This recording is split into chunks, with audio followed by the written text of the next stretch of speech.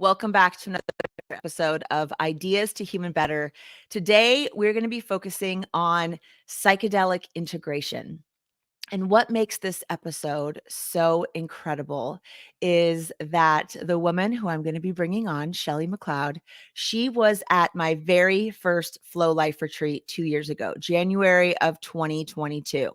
And, I wasn't sure if I could even do it, if it was even going to work, how it was going to go. And what an incredible group of women that came together, and she's going to tell you where she was, what that journey was like for her, and more importantly, what she has learned in the last 2 years in this period of integration. It's not enough just to go and have a psychedelic experience. It's what do you do with yourself and with the medicine? How do you work with it beyond that? That first experience or whatever experience you might have. So without further ado, ladies and gentlemen, let me welcome to the stage Miss Shelley. Let me move her into the focus. Hello, my friend. Hello, Ava. How are you? Oh, I'm doing so good. I am so happy to see you. Thank you so much for wanting to do this and being open to coming on and sharing your journey really over the last 2 years, Mhm. just where you have come from and where you and your husband are moving towards. It's so exciting when I get to see people who come to the retreat and then actually integrate in their experience and their lives become better and are changed. So before we jump into what you're doing now, let's talk a little bit about who you were prior to coming. So, 2 years ago, I remember one aspect. There's a podcast, I'll put the link below, of the right after you came to that first retreat. You're like, I'll just use my voice, Mhm. and I was like, Mhm. I don't anything is fine. I'm just excited to hear from you. And you talked about being in the parking lot, excuse me, before you left and saying, I don't know who I'm going to be when I get back here Mhm. to this car, but I Yeah. know I'm going to be different. And I mean, out of all of the things you said, I just remember because I felt like that moment. I was like, oh my gosh, I've been in that place where this next step you're going to take is going to change your life. So tell me Mhm. a little bit about that. So, hello. Yes, 2 years ago. It's been 2 years. And at the time, I was working as a registered nurse in a hospital system. And I was too afraid to show my face, show my full name. I don't think you were aware, but when I prepared for your podcast, I had like 25 pages of notes. And the reason I had 25 pages of notes was because I literally thought like I had to be prepared, I had to show up, I had to be perfect in a lot of ways.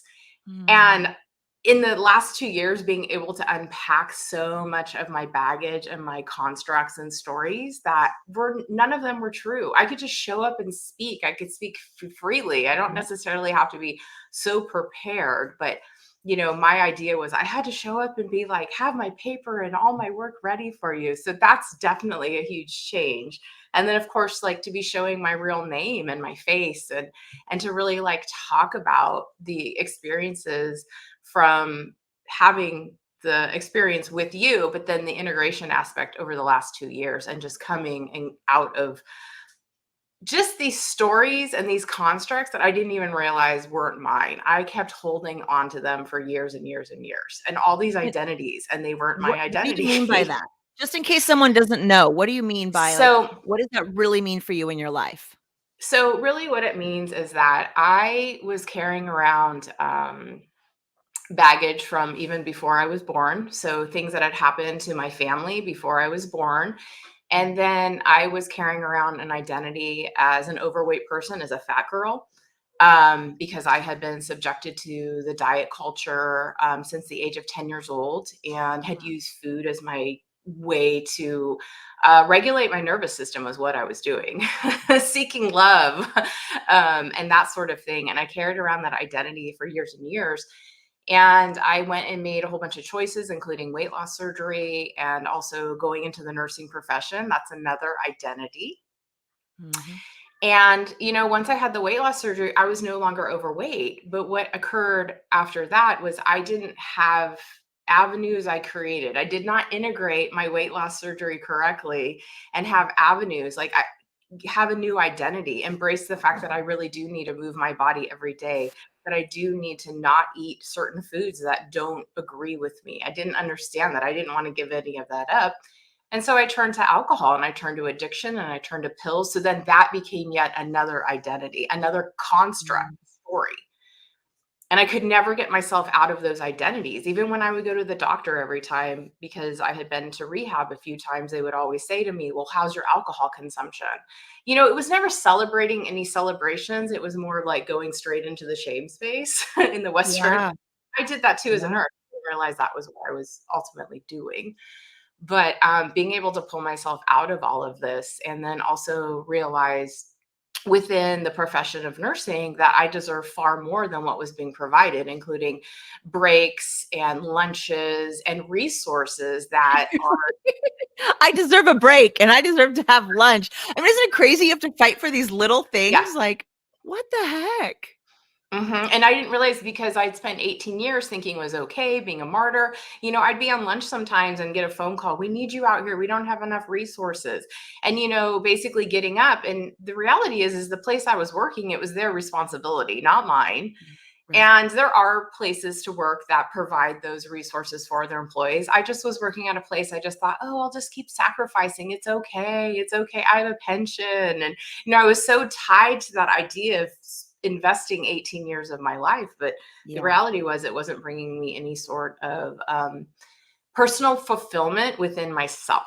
And instead, I was gravitating towards different things, such as the drinking, and then later on, additional overeating, because Mhm. I just didn't know how to soothe myself. I didn't know. Yeah. I kept looking outside of myself for everything I needed, everything. Because that was how I was trained. That was very much like literally how I was trained. My story was look outside yourself. And so then my Instagram ad Yep. found someone out there. I wasn't sure if it would Right. find anyone. I think you were the very first person who even actually signed up for my retreat, which I'm so grateful for. So thank you. We were meant to be in each other's Yeah. lives. So where did psychedelics come in? Where did psilocybin, what was that catalyst? Because some people out there would just say, well, that's just something you're looking for, something else outside yourself still. You're Hmm. looking for some quick fix, some answer. I mean, it actually does work, that's the difference. But outside of that, what brought you to that place where you're like, I need something else? And why did you choose that? I had heard about ketamine, and I had heard about magic mushroom, psilocybin, just in my readings throughout, going down different rabbit holes for a long time. And it was, I think, directed because when the alcohol became so severe, I just didn't know where to turn. But I also had, overlying depression that was not being treated properly with pharmaceuticals.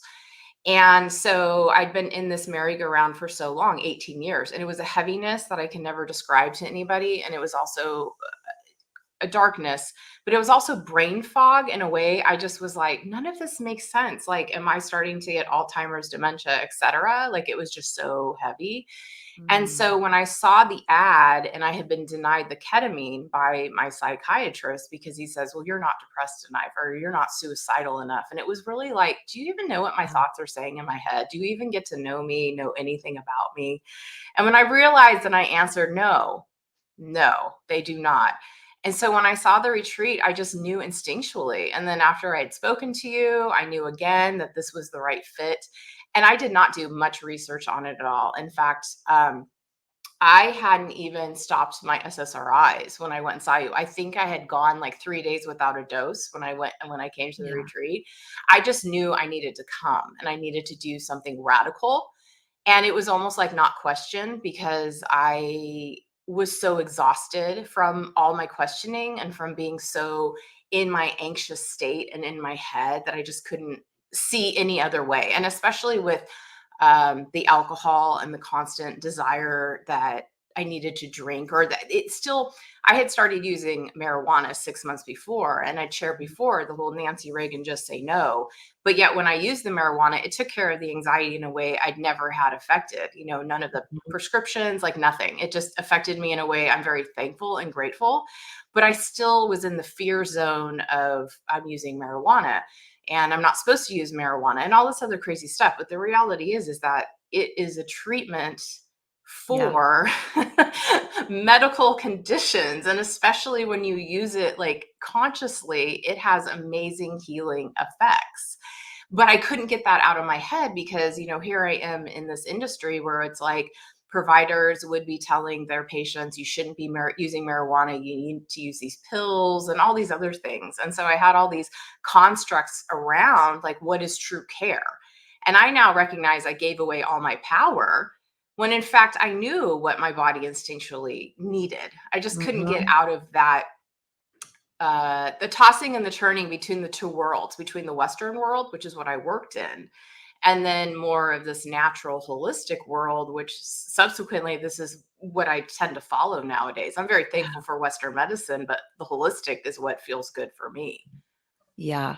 You were really brave because you were really living inside that box. I mean, I remember one of the other things you had said was, "What's an intention? What do you mean by Yeah. setting an intention?" I mean, it was just like that didn't even register in your mind. Like, what does that even mean? To want something for yourself, like, well, what are you creating? What do you want? What do you desire? Why are you doing this? And even just that Hmm. concept was something that was so new to you. I remember that and just thinking like, oh, I'm so excited to introduce her to a different world, and fingers crossed that I really hope this works. So Hmm. tell me a little bit about what the experience was like for you, at the retreat. We can spend just Hmm. a couple minutes there just so people out there can understand. You get on this plane, you're Hmm. going to Oregon, and you're like, what am I doing? Where am I going? Right. Who are these women? So tell me a little bit about that experience. And then I want to jump into what your life looked like after that and what does the integration look like? So, one of the things that I now recognize is that once I got into the profession of nursing, I just surrounded myself with other nurses or other people within healthcare, and I did not have many friends outside of that. And I see that as something I would not do again, or I would actually suggest to people have friends that are not in healthcare. It's a real thing because otherwise you just ruminate within those energetics of Mm, whatever you have going on within healthcare. And so the thought of getting on a plane and going around strangers, like it was completely foreign to me. And I just was like, okay, well, I'll just go and try. Because I had been so closed down in my love and compassion and just everything else for quite a long time that I had forgotten what community looked like. I'd forgotten what it mm, felt like to laugh with others, what it felt like to cry with others and to be vulnerable. I had just gotten into some energetics that weren't of my highest good, so to speak. yeah. And so, I get on the plane and I come, and the next thing you know, I'm surrounded by like people and they're talking very openly and freely about their emotions and their feelings. And I'm just looking around going, okay, I think I'm okay to talk. But I could tell, I mean, and looking back, I was still very much in a mask, very much in like, well, let me prove to them I'm better or not better, but in a way to be seen. I needed to be Yeah. seen and like Yeah. acknowledged in some way. And so I think that was one of the biggest things to overcome because I didn't realize I didn't have friends. My friends were all from work, all my other friends from Mm, college, from my youth, from high school, all of that. Sure, I was connected with them via Facebook, but we weren't friends per se. We just had the connection that we had a life experience together and nothing else. And so like I arrive and it was like I really did not know what intentions were. I had zero clue. And in fact, I think I've shared even like my goals, my all the different things I wrote, they were very simple one sentence because I could not access the emotions within my body. I could not mm, access any of those feelings. I was just so, closed down. yeah. And so then once I took the medication or the supplements and Yeah. the nature's beauty, basically, it was like another story because it unlocked all this stuff that I had just suppressed and not remembered, all these emotions, all these memories. I mean, I'd been like living this 20 years within the nursing profession of running away from anything that would involve any sort of crying, any sort of joy, any sort of laughter, passion. I didn't realize I turned all of that off as a way to survive within nursing world I was living. I worked in the emergency room. It was a constant trauma after trauma after trauma.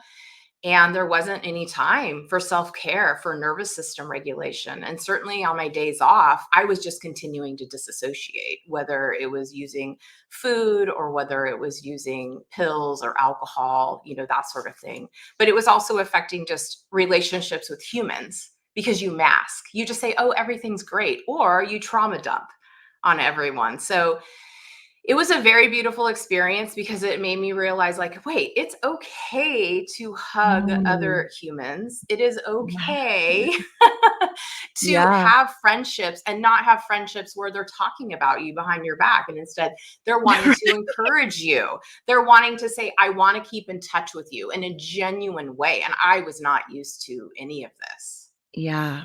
It's definitely a different way to human, and I think that's what I love about retreats is and my ex-husband's wife, she came to our last co-ed retreat, Mm-hmm. and I asked her, like, "Why do you think a retreat is better than one-on-one?" Because she's done it both ways. And she said, "There's so much separateness in our society. We're so separated. And when you come to a retreat, you realize the oneness. Like nobody cares, but we all care. But it's like your story is just a story. We all have one. And we just want you to be the more authentic you can be. I don't know if you heard this, but the other day I was watching some reel or TikTok or something, and it said that authenticity is like 20 times higher than love on the scale of Mm-hmm. consciousness.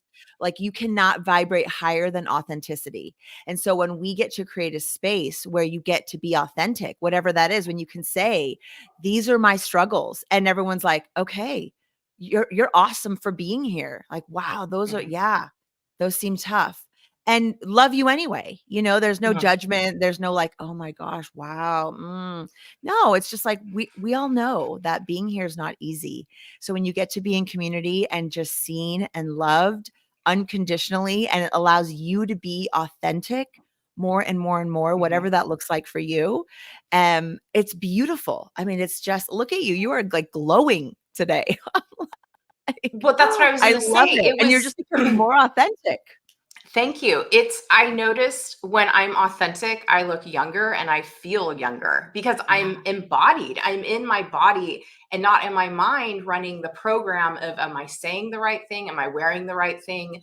Do I have the right clothes on? I mean, all of these very suspect ways and stories that really they don't belong to anybody. They're projections from others, and to be able to break Mm, free of that has been something that's been beyond liberating. I'd yeah. had moments of that in college, but then once I got out of college, old programming, old stories from family, old logical ways of doing things. So it was sort of like taking out the magic of the manifesting of, I want to be an artist was what I was like, my goal was back in Yeah. college. But then certain things happened and I just didn't have a nervous system that was regulated enough. And instead it was like, okay, well then I need to go and do something that is going to keep me tied into a profession that will always Mhm. pay money. And in this case, it was healthcare. And I just Well, and it's recognize, and I prestigious, didn't have to. being a nurse is prestigious, Yes. there's something to be able to say, Hmm. "I'm a nurse." I mean, people respect that, Yeah. and I think coming out of COVID, I mean, this January of 2022, we were Yeah. coming out of COVID, and man, like you guys went through the gauntlet, it was like Hmm. you're already givers, you're already in this space because you wanna be a healer, and now you're just I don't wanna say, like, taken advantage of, but kind of, Yeah. like, really just if your nervous system wasn't already shot, if you weren't already, like, down in this lowest place, it's Hmm. like, "Let me just see how much further I can drag these people down. I Yeah. know, here, let's give them COVID to deal with?" And so for you to be able to, like, say, "Enough is enough, come to this place, experience a different way to human, a different way to show up for yourself and with others," it at least opens your eyes to what's possible, and now you have to go home and create that for yourself. So how did you do that? You had this experience, you went Mhm, back home. I know you came back a second time in mhm. August of that year with your husband, but what transpired between then and deciding to come back again and journey with him where he was like, "Okay, I need to do this." And, like, what were some of the shifts that you saw happening when you went home? So when I got home, I noticed I had energy like I hadn't felt in ages. And Mhm. I was waking up at 3 a.m. and basically was going, and I had hired a coach to help me like get a business off the ground. It was something I'd never thought I'd ever do, but I was like, I'm going to do this. Yeah, And so I had this insane energy at 3 a.m. and I'd work on all of my projects and then I would trudge into work. And the same stuff was still happening at work that was happening even before I went and did my retreat. And of course, right. I was very much tied into nobody can find out I went and did this. Now people started saying like you seem brighter and like you're happier. And they Yeah. would say little things like that or and I think I also wasn't freaking out about I issues going on like I used to. And so it was kind of like, oh, well, I'm just kind of like working on myself, but I still really could not, I felt, set clear boundaries. And I still was very tied into people pleasing. And I know you and I had talked a few times, and I was like, I'm going to go in and go part time at this job that I'd held on to for so long in Yeah. this Yeah. identity. And then I would go in and I'd be with my director, and I just wouldn't be able to tell her my truth. I would feel, all these other emotions, what I now recognize as shadows, would come up because it was just old patterns that I was so used to, and I didn't know have the new Mm, patterns in place. I wasn't like preparing myself, setting intentions, and then going in and speaking to her. I just was like, okay, let me just go in there and I'll just spill it all out. I didn't have it in a regulated nervous system way. I was right. still operating very much under anxiety.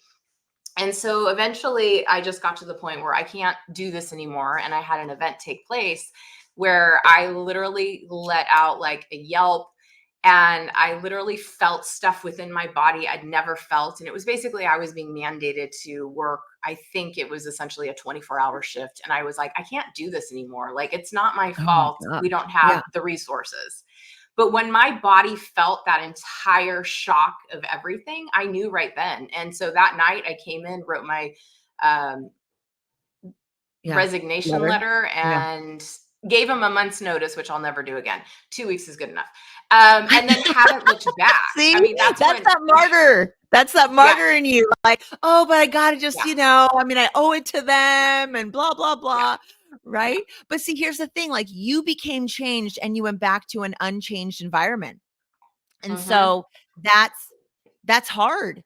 When you have this experience, it's like you see the light, you see what's possible, but you've got to give yourself some time, and really, we don't want people to leave a retreat and just go quit their No, job. You have to, no. you need to go back and see like what areas really need to change. And if you couldn't create the boundaries that you needed to in that job, just because of the nature of it, if you couldn't create the conditions that could support you, then yeah, maybe it's time to do something else. And there was another call that was like out here, like that business you were starting, these Yeah. ideas, doing this integration work, helping Hmm. people with this integration work. You knew that there was a deeper purpose for you, taking all of those nursing skills, everything you had learned. It's not just like you're just dumping it, into the trash. You're taking it with you to the next evolution of you. But that period after a journey where you really start to see the world for what it is, and you start to go, do I want to even fit in that box? Is it even worth setting up the boundaries? I mean, Hmm. when you have to, you're getting up at 3 in the morning to work on what it is you want to work on. And then you're like, oh, okay, here I go Yeah. back into this place. I mean, that's your body like, hello. That's your Hmm. intuition like, hello, stop. Hmm. We don't want to I go was, here anymore. But it's so hard because you were talking about that conditioning. You yeah. know the paycheck. You know what to expect. You can handle the chaos because you've done it for 18 years. You know that it's like being in a bad relationship. Yeah. It's like at least you can do it. You don't know what's on the other side if you're not in that relationship anymore. So you wrote this letter of resignation, and then what? So it was like 3 months after you and I came up to and saw Yep. you, and then essentially I left, and I then have been doing really deep integration work. And what I mean by that is you can't go on living the way you were living before. And that even includes thinking. It's even loving, even the compassion. I mean, like every emotion for me came online, and I realized, like, okay, Yeah. it's time to integrate all of this. And so I took on breath work, I started ice baths, I started moving my body, better food choices, better choices with the people that I would hang out with, even the music I listen to, the things that I choose to watch on TV, social media, like literally everything started to change in a positive way, in a way that it was like, I have been wishing for this for years. Like when I would go to new moon ceremonies and manifest, I want to be sober. This was what I was living. I was finally living a life that I didn't have these obsessive thoughts taking over my head or telling me that you're not good enough, or, a lot of disassociation changed. I was no longer disassociating. And so it was really beautiful to begin to integrate all of this. And then I Mhm. noticed within the relationship with my husband, he was not in such an occupation that was as hard, but it was still, he was a teacher. And Yeah. he also didn't have the satisfaction of just doing something from his heart. And so Right. we just sort of realized, like, hey, why don't you come up and we'll journey together? Because we'd been through significant times. He gained 100 pounds supporting me when my addiction during COVID, et cetera. And so Yeah. he really needed his own support system. And so we went and journeyed together, and that was like really beautiful. And then brought about a whole new awareness to our relationship, but then also to ourselves individually, which was ultimately what we needed to keep Yeah. going in the That was relationship. one of my favorites, I've gotta tell you, because 'cause we've had lots of couples now that have come through the retreat together, and some just like that, where, like, one person will come, and then the other Mm, person will come, and then maybe they'll come together, or they just come mhm. together. But you 2 in that back room, I mean, that house, first of all, had so much character, but it was just like your laughter. I remember, and you took more, you took the like a Mhm. kind of a higher dose, and he was kind of more middle of the road, like wasn't quite sure, like wanted to do it. Yeah. And you were like ready for all the downloads, and he got all the downloads about your Yeah. future and we're gonna do this and that. But your laughter in the room together, just, I'm like, they are good. They are having the Yeah. best time in there. It's like I could just feel your connection oozing out of the room. It was so beautiful. I'm like, I don't know where they're going in this life together, but they are good. They're gonna be so Right. good. It was so beautiful. No, it was very profound for both of us, and it's certainly something that we talk about all the time. And listen to the music again, and just sort of be in the moment, like you were describing, because the laughter was so authentic and coming truly from Yeah. like the gut, from the soul. And so we've just been like really working on our relationship and just integrating all of it. There's been times that I've had to learn to hold him and his emotions, because that's something that's also not talked about. Or for me, I hadn't Mm. seen modeled is, a woman holding a man within his emotions and going through his own emotional intelligence.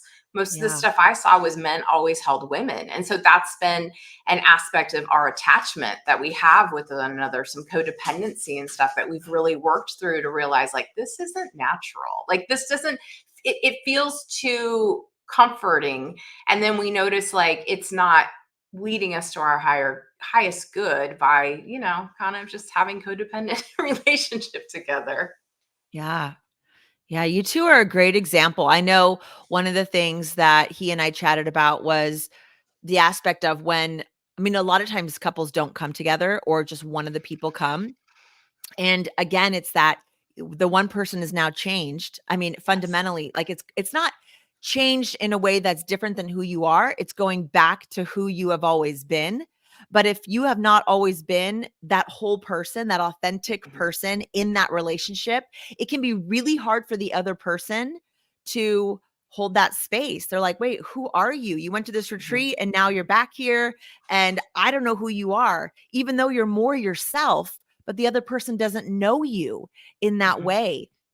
And we talked about how they're just, and I know you 2 work on this with couples now, but helping people to integrate in together a journey, if even if just one person does it, and not both people come together. I mean, when you both do the work together, it's so beautiful, and Mhm, you can have those real authentic open conversations. But mhm. I think it's harder when one person doesn't understand, like, I don't understand what you did, or what is happening to our relationship, and what you want to quit your job, and what.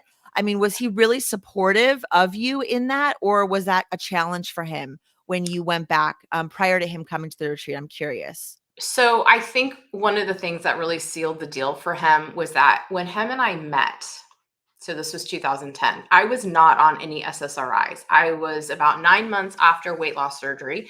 I was eating well, I was exercising, I was doing self care. Yeah, And you even though felt I was great. going through a divorce, I was like doing fairly well. And we met. Mhm.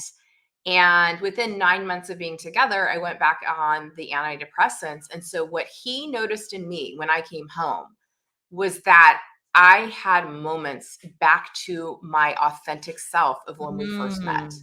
So he knew something. He was like, whoa. Because I shared before, I went from like literally being on a couch for 2 years and just going to work, coming home and drinking, to having insane amounts of energy, including like, let's take care of all the honeydew items that we've had on our list for 10 years. It's like, Yeah. now's the time to do them. Yeah. Yeah. Oh, that's And so that's an beautiful. adjustment. And that's an Yeah. adjustment from the codependence of him being the hero to come and rescue me, who was in the victim mode. And so that's where a lot of the healing has come in, because we're able to see when we have like little hiccups within the relationship or things don't feel good in our body. And it's like, wait, what's going on? Like, what Yeah. behavior pattern are we following or not following? Yeah. What is it that we need? It goes back to within integration, safety, connection, fulfillment.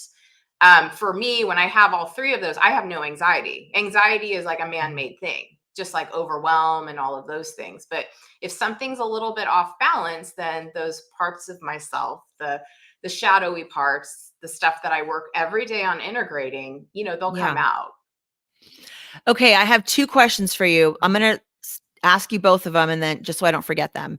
So one is, I would love for you to kind of explain, just to anyone out there who doesn't know, because I don't want to assume people know what you mean by when you say shadow parts. Mhm, So if you could just like illuminate us on a little bit of what that means. But also, what's coming up for me is, in your integration, over this last year, I've seen that you guys have really tapped into other resources as well. So understanding like human design, and taking more courses on integration, and personality things, and all of that. So however that all works together, but I'm curious to know, so about the shadow, like what that means mhm, to you, so someone else can recognize maybe what their shadow is for themselves. And then also, stepping into what are some of these other aspects of integration that have been really helpful for you in figuring out who you are and how you want mhm. to show up in the world. So for me, shadows, the shadow work, it's basically the parts of myself that I was very ashamed by. The parts of myself when I was the overweight 10-year-old, then a 15-year-old, the parts of me who would go and do things that nobody knew I was doing. Mm. It's integrating those and being comfortable and being able to say, this is me. I used to have these titles, alcoholic, Mm. pill popper, fat girl, etc., but I no longer. But those Mhm. memories and those energetics stay in your body, they stay in your cells. You remember those things. They're the patterns, they're the behaviors. So, what I will notice is if that I can be set off by other people's energies if I don't protect my own, either wearing stones, or really it's more the mindset of like, I'm Mhm. completely divinely protected. I'm okay. But sometimes I will get around people and all of a sudden in my mind, I am going around the room and judging every woman. And I'm like, oh, my 15-year-old self has come out. Like, what's going Got on? it. Where are we not having this connection, the safety and the fulfillment? There's no reason to be judging anybody. Everybody is their own individual being. So Yeah. that's an easy kind of way to talk about Yep. shadows. Yeah. I Um, understand that. So you're saying it's like basically like the triggers, the things that yes, trigger you into those lower vibrational mindsets, the things that bring up yes. shame, guilt, anger, fear, jealousy, like anything that brings those things up, instead of projecting them out, you go within and you're like, oh, hey, I'm feeling this way. Why am I feeling this way? And I still have some work to do here Yeah. with something. So am I capturing Yes. that correctly? Yes. And then you nourish yourself in that way. And a lot of times it's like sitting with those energetics that are really lower vibration and understanding why are they coming forward? Where is the healing needed? A lot of times it's within the Yeah. inner child. It's also recognizing within the body mapping I do in my integration, it's recognizing where within the chakra systems parts of you were formed, going back in the timeline. So doing some timeline work and like finding out what was going on in your life at that time. Like Mm, let's go into that persona. Let's go into that person. yeah. It wasn't your authentic self. Yeah. Yeah. Okay, let's talk a little bit about, I know you two participated in another program, Mhm, and then that really led you into even deeper into this integration mhm, space. And you both have done human design, which maybe some mhm, people don't even know what that is. So and you've started some other businesses together. mhm. You're like entrepreneurs out there Yes. in the world, which I love. Like you've got content, video content you're putting out. Um, you have ways for people to tap into Mhm, themselves. And so let's talk a little bit about that. Let's fast forward a little bit. mhm. Now you've left the couples retreat Yeah. and starting to figure out, what does our life look like together? How do we build something together? So what did that journey look like for you both? I had heard about human design from others within the personal development space, and it's I guess a simple way to say it's a bit of a riff on different astrology. It's also the Kabbalah, different religions, and so Mhm. a gentleman in the 70s came up with like a whole system that explains like parts of yourself on a deeper level than just straight astrology. Okay. And so it really resonated with me. Again, you have to do your birth date, where you're born. And so a lot of the description of me, which was a generator 4-6, really resonates with me. So then I've dug even deeper. And then you found students of the original founder of human design, and they've created even deeper studies, such as Mhm. gene keys. And Gene what I keys, like about yes. gene keys is it really, for me, explains my shadows. Like my top Mm, shadow, which is psychosis, but psychosis in this case is the anxiety that I get when I get in my head, and it's the old super lower vibration. And it's just like, it's the thoughts that ruminate over and over and over again.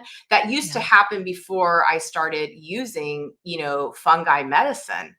And then now with the integration, and I do microdosing, and I do other journeys a couple times a right. year, that's the parts of myself that I get to work on. Those are the Yeah, lower vibrational parts that are not the authentic me. They were all created and, by society and just different things, generational traumas, whatnot. yep, And that's like part of the ways that I'm able to integrate myself is I've gone in, done some readings within the gene keys, and then I just sort of recognized within me where I need to work on myself. Again, you mhm, have to have that, like, it's the radical responsibility, the radical consent, the radical ability to like look at yourself and be like, I love myself and I have so much compassion, and we're going to work on ourselves, without yeah. shame and fear and blame. Yeah, isn't it wild when you look at something like that, the gene keys, human design, I mean, any of these personalities tests, strength finders, like, it doesn't matter, pick, Mhm. right? And then all of a sudden you're like, "Oh my gosh, that is me." And instead of saying like, "No, I am not that," you just accept it like, "Yeah, that's totally the part of me I need to work on." And it's nice to have a roadmap. It's almost validating, isn't it? Like, you've kind of thought this Yes. way, and then here's something that is a little bit science, a little bit woo, a little, who knows where. It's amazing where people come up with stuff like this, but then Mhm. when it actually, like, lines up with you and it gives you a roadmap, so I need to take these steps to work on these parts of myself, you shine brightly like you are right now. You get to see it and you don't have to hide from it, and you can just say, "This is who I am, and by the way, you've got some stuff too, and so do you, and if you Mhm. wanna know about it, I'll help you. I can help Yeah. you. It's a wonderful process, I think, for people to not be afraid of, to step into. And look at yourself. Just be real. What are those shadow parts of you? What are the parts that Mhm. you don't necessarily love, but you need to, right? We Yeah. have to love those parts of ourselves and maybe let them be a little free, Mhm. and just like it's okay. Like I tell people, let it, feel it, and then you can let it Mhm. go instead of having it come in and like blocking it or don't want to recognize it. I don't want to look at it. You just come in, you feel it, and then it just moves through you. And then Mhm. you can just go back to that balance or that joy or acceptance of what is. I've had that come up in a few journey spaces where it's been uncomfortable to go into those parts and look. And then I sit there in the shadow part of I'm bored and I want to leave. And it's like, oh, that's where the work needs to happen. And that's why I say Mm, when I notice some of my shadows coming out, I know immediately where I need to go and do work. And so then I'm yeah. not back on antidepressants. I'm not back eating, food that sort of really medicated me per se, very low vibrational food. Right. And like I said, those are usually the cues to me like, hey, time for a tune up of some sort. Like, have you checked in with yourself? I would love, I would watch some of your videos that you guys would post online and you would say, this is Shadow Shelley coming out, or, your husband would call it out. And there was no like, what are you're calling me out on, blah, blah, blah. No, it was just like, yup, I got to work on this. It is just accepting, like, this just happened. This is how I feel about it. And this is what, and just the awareness. I mean, simply Hmm. being aware of what those parts of you are, I think is such a huge part of integration. Yes. Would you agree with that? Yeah. Oh, Yeah. absolutely. Because if you're unaware of it, then you're just going to keep running your same program that Right. got you into the unhappiness, the heaviness, like whatever it is that you're trying to really work through. Yeah. Recently, I recognized I was very much in a depressive state for probably Mhm. the last 6 months or so. And now I realized like I had gone into a victim mode. And when I was in Mm. that victim mode, I was very much like the damsel in distress. Somebody needs to come save me. And I recognize now, no, the saving comes from within. I have to take like aligned action. I have to take action steps. I can't expect it to just happen for me. And I think that was partially one of the things I enjoyed about working at the same hospital for 18 years is Yeah. that there were things that were unpredictable, but then there were things that were so predictable that it just sort of like left me in a rut. And so then Yeah. once I left there, I didn't realize that I had permission to no longer be a victim, that I could be like outside of that and in charge and like more in a leader role and like sovereign to my own energy and my power. So that's been something really fascinating to work through because I think I had taken orders for so long or, the Mhm. protocols and policies that are in place and they need to be for safety reasons that it was Of almost like I course. didn't know how to act outside of my workplace or outside of my identity as a nurse. And I love just even how honest you are right now. You're not sitting here 2 years later like, "Oh, everything's perfect and I figured it all out and life is great." It's constant, isn't it? It's like that is being here, being on this side of the veil, being in this Yeah. construct that we're in with the systems that we currently have, things are going to continue to come up. It's never solved perfect. Everything's great. You just learn to work with it better, Hmm. I think. Yes. You learn to be not so hard on yourself when things come up. You learn to recognize like, "Oh, okay, I gotta, yeah, I need a journey again." That's totally what I will just be like, Hmm. "Oh man, stuff's building up." Like those Hmm. mushrooms break things down, like shoot. Hmm. And it's work. It is not like, "Oh yay, let me go journey." I'm just like, "Oh shoot." Yeah. Like, Yeah, because I gotta go I end up in. seeing things and all the different journeys I've done, you end up seeing things. And for me, I'm still working through some of the heavier parts, the shadow parts of my life that I led for a long time. And so it's working through those darker things. It Yeah. really is. And then that's where I find the beauty. Like, so for people who go and have journeys and they're not good, they are beautiful if you want to look at the darker parts that will bring you out of it. Because, like I said, the Yeah. fact that I'm admitting, oh, I've been circulating within a victim trap. And I was like, wow. And then to be able to look back as to why, where did this start? Because I was not in a Mhm. victim trap in my 20s. I was just like Yeah. going and doing stuff intuitively and putting myself in rooms that I still can't believe I was able to put myself into. Yeah. And then, but that's me. I've been able to just look back at my whole timeline to sort of see the different behaviors and the different decisions that I made, and, where things went beautifully and then where things like Mhm. kind of didn't go so great. And that's what I love about psychedelics, because I never would have been grounded enough to be able to do that because I was Yes. running scared from all my problems. Yes. Yeah, it's definitely takes courage, right? It Hmm. takes courage to really to want to go in there and to Yeah. see. And there's no way out but through. Like you can sit here on this side and pretend and cope the best you can, but if you do not want to just be treading water anymore, basically, I feel like there's so many of us that are just like Hmm. treading water, keeping our head above and like, I'm good. I'm good. But no, you're not. You're really not good. And it's the psychedelics kind of pull you up onto the shore so you can just like sit for a second, but you still got to look at all the stuff. It takes a lot of courage to look at all of it. Okay, so now what?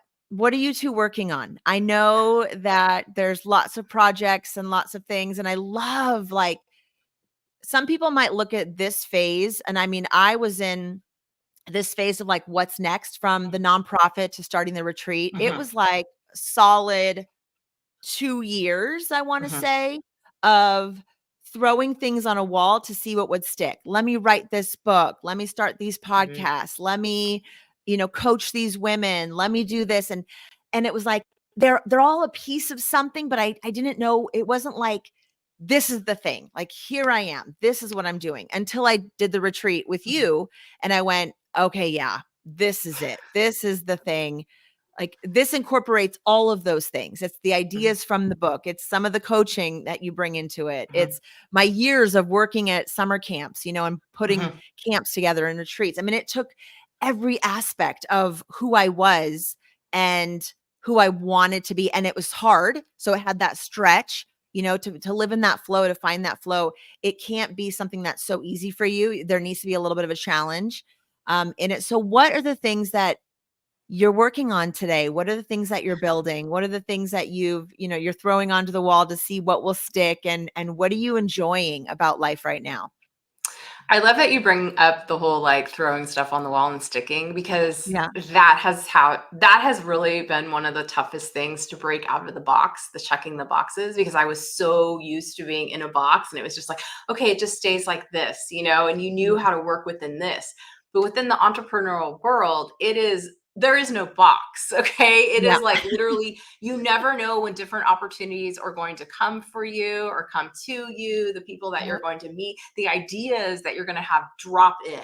And then it's like, whoa, I'm not seeing anybody do that. Let's like look into this a little bit more. And then you're like, Mhm. boom. So yeah. So, we do the integration and stuff, but we've also found that we've connected with a whole bunch of businesses here in town, small businesses. We've had some restaurants, we've had some hairdressers, some real estate agents, and we're really helping them with content creation. We're helping them with the different marketing on social media. And we just love being able to help them with that. And then along with that, we're also doing integration. We're doing a retreat coming up in a few weeks. That's actually non-psychedelic, but it's utilizing a lot of the Yeah. same practices. It's utilizing sound bath. It's utilizing yoga. We're doing art therapy. We're doing tarot card pulls. We're doing human design. Like we're all just getting together in a community-based setting and being together, all conscious beings. So we're doing a whole bunch of stuff. Austin has an ebook that he's working on, but then he's also helping others write their ebooks. So we have Yeah. different things in the fire, so to speak. I'm doing micro, macro, and retreats, one-on-one, community. It's like different. when it comes to you, you just know how to Yeah. instinctually help others. And that's sort of where we are right now within our business. And it's exciting. It's very exciting to get up and It's do every day. And, I yes. created like my version of a dry January group. And it's so every single day I've gotten in there and it's like, okay, let's go everyone. Let's talk. Let's like get into body awareness. Like, what are you noticing by like changing the things in your life? What are you releasing? What are you renewing? And like, what are you refocusing on? Call it whatever you want, but it's doing whatever is best for you. Yeah, I love it. And I think that's what really more of us should be doing. I tell my kids, like, I don't care if you go to college. I literally do not care. I don't care what your grades are. I just need you to pass high school Yeah. and do your best because, the construct says we have to. But you will figure out your thing. And you don't know until you start stepping into things. And really, how can you serve in your community? Ultimately, I Hmm. think when we can come back to our communities and say, what can I do here? For me right now, like I have to go to Oregon, I have to go to Colorado because psychedelics are not decriminalized Hmm. here in California. So going to those places, but then I'm also thinking like, what can I do here in this community, or how can I help those Hmm. people build in their communities? So I love that you're doing things within your community. You guys are so smart in so many ways. I mean, your ability and Austin's ability to understand technology, to understand the AI, to understand human design. I mean, I love when I was asking him about human design. He's like, I don't know very much. And then it was just like voice memo after voice memo after Yeah. voice memo, like, well, actually, blah, blah, blah. And actually, I'm like, can you teach this to people like me who know nothing about Hmm. it? And you just know you don't think you know a Hmm. lot of stuff, or maybe you don't think you have something to offer because you don't have a degree or a certification or whatever in it, but instinctively you know stuff. You know how to lead groups, you know how to connect with people. It's just who you are. So Hmm. it just here's some humans and meet with them and let's do this Hmm. January group, and all of a sudden you're like, wow, I can do this. I can lead this group. And then that will take you to the next opportunity. And that will take you to the next opportunity. And it's like you're building, it's almost like, didn't you say that was something that you were really passionate about, was art Hmm. in your life? And that's what life is. You're creating Hmm. a masterpiece through bringing your talents and interests into the world to serve your community. It's so incredibly beautiful. I'm so proud of you. Thank you. When I started with the whole technology thing, that's also been something I've had to really work through as a Gen Xer. We were on the cusp of like computers in the schools and whatnot. And so I've really now embraced doing the video content creation and whatnot as more of like an art form, because sometimes I notice I can get caught up in all of the rules. There's no rules, but see, this is my programming. This is like my old stories, and they're deep. They are buried deep, deep, deep, deep. But it's like, okay, how do you like mirror your marketing? Do you have your call to action? Do you have your hook? Do you have like all of these things for your brand? And sometimes I'm like, I just want to create art, And so it's been like really leaning into all of that and being like, it's okay. This is a flow state. I don't need to make it a hustle. I don't need to make it a grind. I don't need to make it, Yep. I can't do this. Because that can sometimes happen when it's like, oh my gosh, I don't have a call to action, but this was like such a good piece. And it's like, just put it out. It doesn't matter. Just put Yes. out whatever you're creating and it'll gradually just become a natural flow. Yes. Oh, I love that so much. That's just how I roll. I don't Hmm. have like with the podcast. I know you guys have a podcast too that you do Hmm. Yeah, we have together, a which I podcast. love. I'm not like every Tuesday, blah, blah, blah. This is what I do. I do it. Like you said, hey, let's do a podcast. I'm like, yeah, let's do it. What day? I don't know. Sure. I'm going to record another one this afternoon, but then I may not do another one for like weeks. You Hmm. know, um, I do them as they come to me. I just Hmm. I create content I'm sitting in the car waiting for the kids to get in and an idea pops in. I'm like, "Oh, right now, I'm just going to record a little 1-minute thing." I don't do it over and over 50 times. Did I say it right? Once, maybe twice. Mhm. Sometimes I'll, mess up somewhere in the middle. I'm like, ah, shoot. Okay, hold on. One more time. But for the most part, I just go with it. And then whoever sees it's meant to see it. If no one sees it, Mhm. that's okay too. There's very little expectation. I feel like Mhm. the same with the books. I feel like my job is just to put it into the world, and Mhm. where it goes, the life it has after that, that's not up to me anymore. Yeah. That's like up to the universe, up to the algorithms, whatever. I just allow for it to unfold, and it just creates this life that is so much less stress, Mhm. and like, living in these boxes, like you said, like, forget the boxes, throw the box out.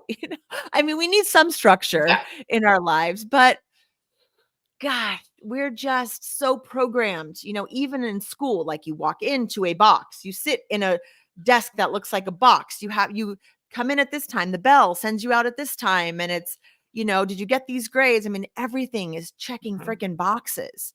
It's such Yes. wild programming that all of us have, that I think we are trying to deconstruct from and come back to, Yes. like, we're all artists. We are all Mhm. creators. What is it that you want to create in this world? How do you want to show up? What do you want to build and design? How do you want to feel in your body? And what's it going to take, for us to step into that? And that's really what living in our flow is. If more of us did that, we would step into spaces where we really felt like we could contribute wholeheartedly from an authentic Mhm. place, and we would create better systems. We Yes. would be in community more, in this way that is non-judgmental and is open and loving, and it would just be such a better world. And so that's your goal. My goal is, how do we do that more? How do we Mhm. create this more? And if more of us can step into this space and support others stepping into this space on this side Mhm. of the construct, not living in this box, like, Yeah. wow, humans are incredible. We could do incredible things. Yes, we can. Any Yes, we final can. thoughts, Shelley? And where can people get in touch with you? Where can people stay connected to you? And then any final thoughts on anything we've chatted about? I'm here for you. I just think it's really important when you're pursuing psychedelics, including the ketamine therapy, to make sure that you have the proper support, make sure you have the proper integration. And there's so many circles out there. I know that if I'm not able to service people, I know where I can potentially direct them, because it's just important to be involved in community and not to just stay, isolated into yourself and just think that didn't work. And it's like, no, it's like, come on out and we can help you. We can help you get back into your body, back into your true, authentic self. And I just love the work that I'm doing now. I'm just really lit up and passionate to know that there is a different way of being, there is a different way of living, and you certainly are not a box to be checked. You're greater than that. If people Yeah. would like to find me, they can find me on Instagram, and I am at the Shelley McLeod. And I know that you'll tag me, Ava. But yeah, I'd Yeah. love to connect and see if I can help you with integration or just anything kind of going on in life. It doesn't have to be psychedelics. That's the thing. You can have events occur in your life that have nothing to do with psychedelics, and your body will remember, and we can help you to integrate that. So, Yes, absolutely. What a great example you are to women out there and men, that transformation is possible in mhm, all the ways, physically, spiritually, mentally, and mhm. you are such a great resource for people. So anyone out there, if you're looking for support, really in so many ways, I mean, just reach out. And if Shelley cannot help you, they will direct you. Her and Austin probably know someone, that can help you. They have given me resources and said, Eva, reach out to this person here. What about this? So thank you. Thank you so much Thank for you, being on this Ava. journey. Thank you for coming into my awareness, into my life. Thank you for saying yes to this retreat. You you were the beginning of Mhm, something so incredible and beautiful. And it's really scary starting something new. You just don't know how it's going to go, if anyone's going to like it. You just cross your fingers that, like, what you're putting into the world is going to matter to someone else, and mhm, getting to serve you and the others who were at that first retreat. I mean, it's incredible just even to still stay in touch with people. I talked with mhm, Zia the other day, that one of the therapists who was there, and we're working on creating something. She's really into this integration space as well. Nice. And I just love it. Like the universe brings people together at the right Mhm. time. There really is a divine timing. Like you needed to come when you needed to come Yeah. because you needed to be here where you are today 2 years later. And the universe knew it was going to take 2 years for you to get here. And so you couldn't have started the journey now. You needed to do it then. So you can be here to support people who are starting it now. Mhm. So I love it. Thank you so much. I Thank appreciate you. I you. love you. I'm so grateful that you're in my life, you and Austin. And thank you everyone out there for being with us today. I will put all of Shelley and Austin's contact information in the show notes. Follow her, follow them. They are a beautiful example of what it looks like to integrate in life. How about that? Mhm. Just life. Life, yes. How Love to it. do life better. How to be Love a it. better human for yourself, for your family, for your community. So until we meet next time, friends, Shelley, don't hang up yet.